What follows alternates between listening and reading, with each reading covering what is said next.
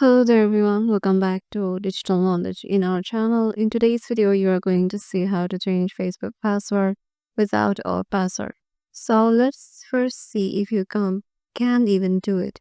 Heading over to our Facebook application and there tap on the three lines on the top right. Now go to the settings. From there go to Media Account Center. Now go to personal details. And here, if you can't find it, just go back and go to password and security. And in here, go to change password and select your Facebook application or Facebook account.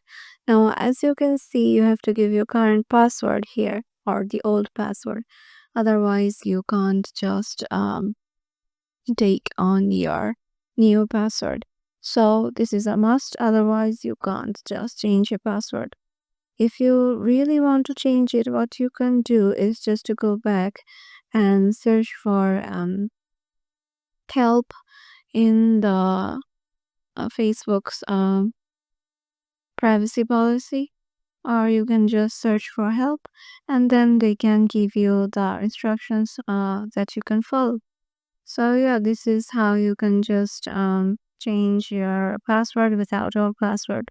Hope this video helped. If you have any questions regarding this, make sure to comment down below and we'll see you in the next video.